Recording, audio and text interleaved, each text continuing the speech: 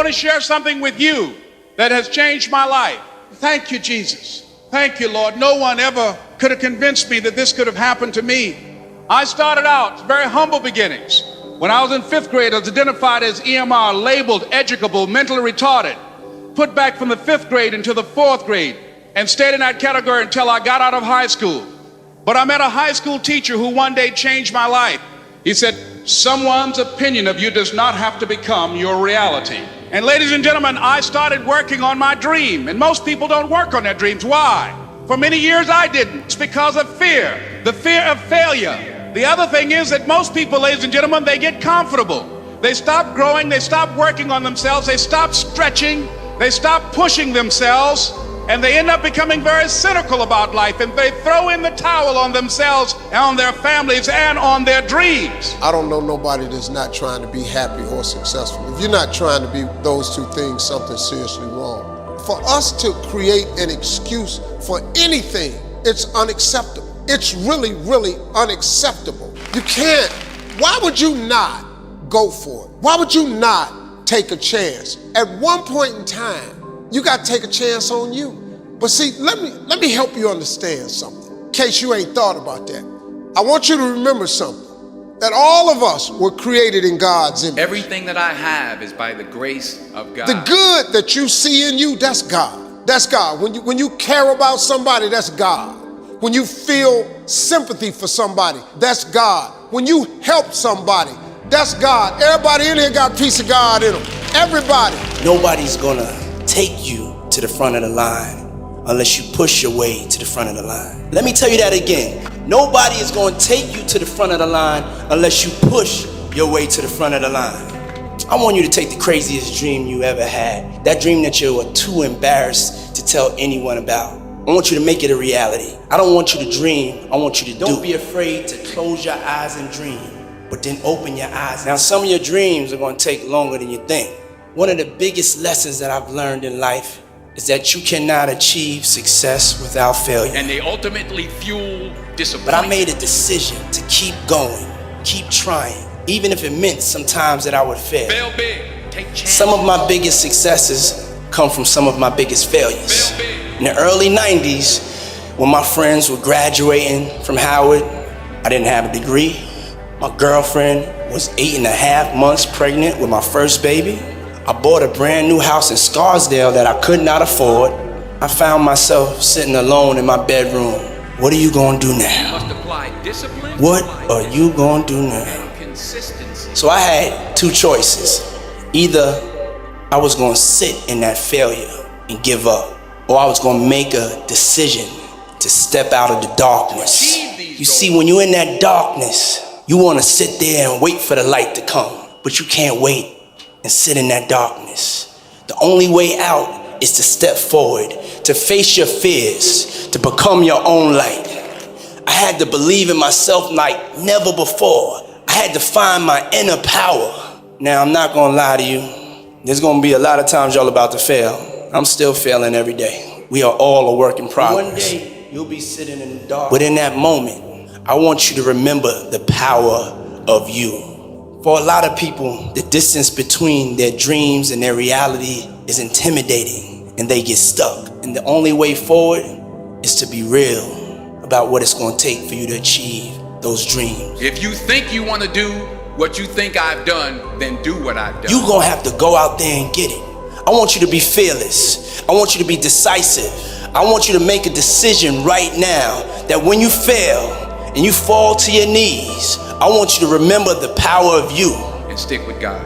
I didn't always stick with him, but he always stuck with me. And I want you to get back up on your feet.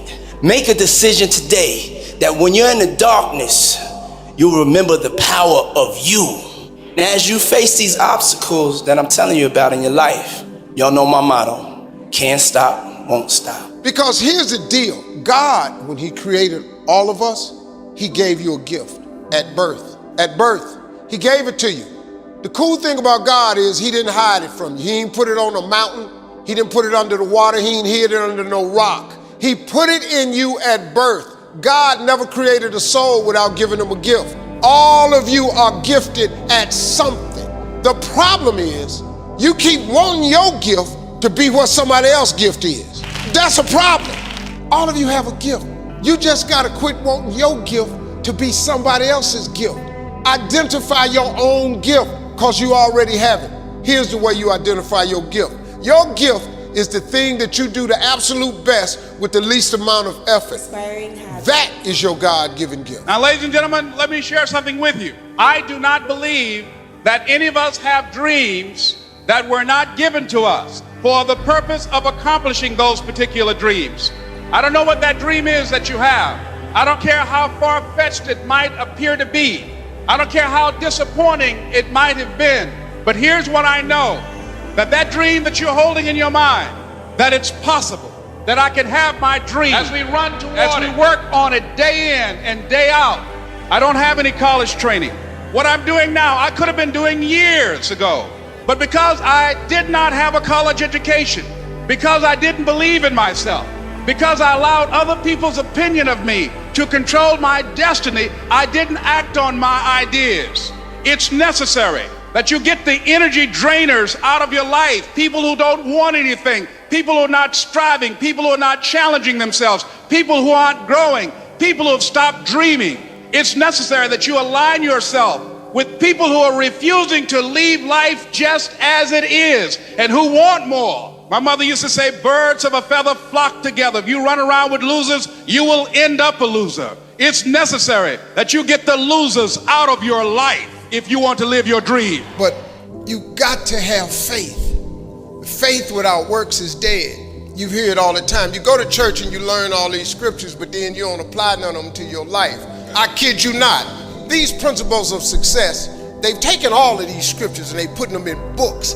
I maxed out 3-4 scriptures to get here. Everything comes from the Bible. You really don't need self-help books. All of that information is in Proverbs. They just reworded it because people don't know how to read the Bible. I'm just giving you real talk now. I'm just trying to tell you how I got here. Your real life, the one God really got for you, is in your imagination.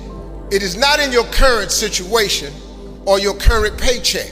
Your problem is you keep telling your imagination to the wrong people.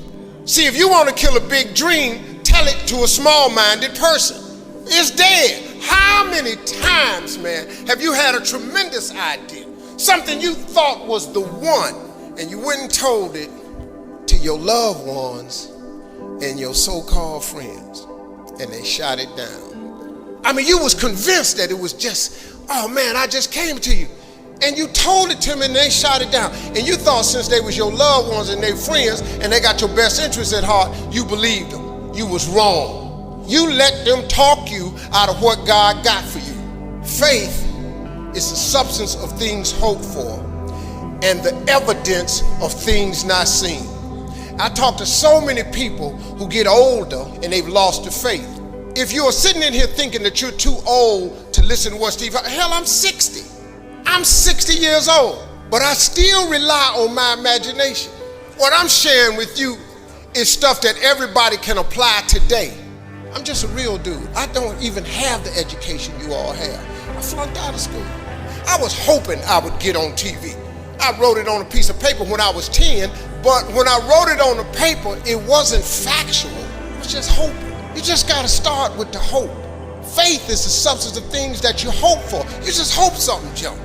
Your imagination is actually God showing you a preview of a coming attraction that He has for you. The moment you don't believe in your imagination, you negate what He got for you. Some of y'all still sitting here with the ambition of opening a business one day, but you scared to go start the business because you got a job and you got bills. Rich people got bills. Everybody got bills. Hell, I got bills. You're going to let the fact that you got some bills stop you from opening the business, the thing that God done put in your imagination? So you're going to squash that because you got bills. Everybody got bills. It's necessary to know that everybody won't see it, that everybody won't join you, that everybody won't have the vision. It's necessary to know that a lot of people like to complain, but they don't want to do anything about their situation, that you are an uncommon breed. You know, you have to know within yourself that I can do this. Even if no one else sees it for me, I must see it for myself. It's also, ladies and gentlemen, necessary that you be creative.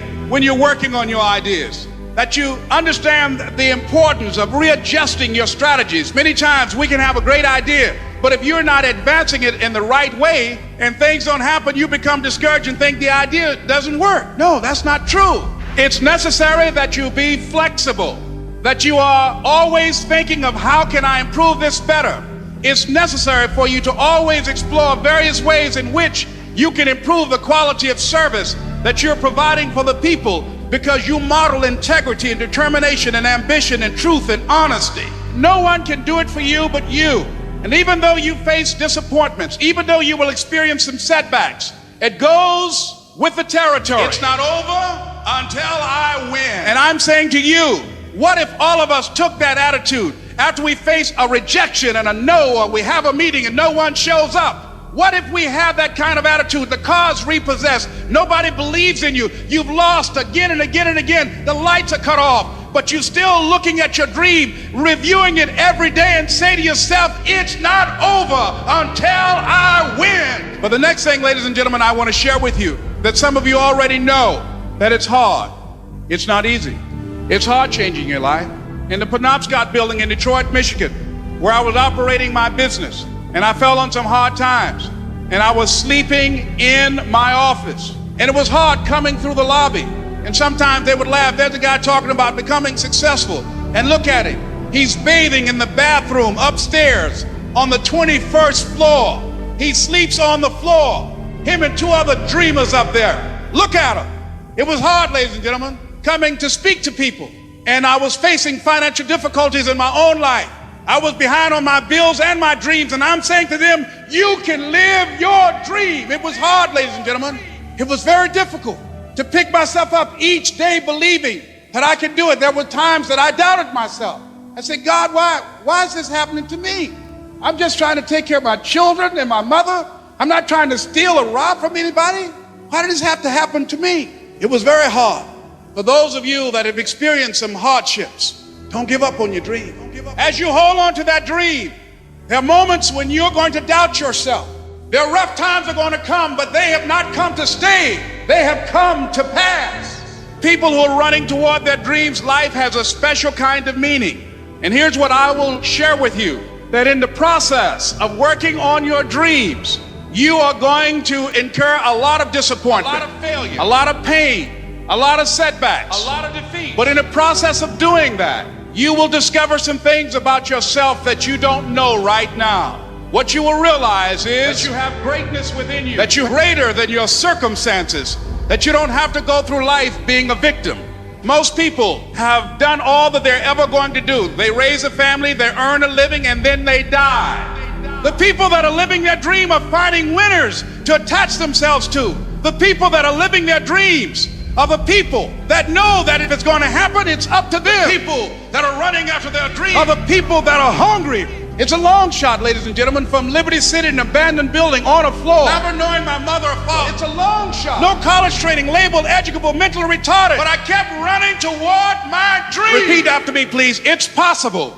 I can live my dream. It's necessary. Surround myself with winners. I've got to make it happen. And if you simply go after that thing that you want with all of your capacity, strength and sagacity, faith, hope, and confidence, and stern pertinacity, with the help of God, you'll get it. Thank you. It's not over until I win. I was bound and determined to show them that I could. Tell me I can't do it.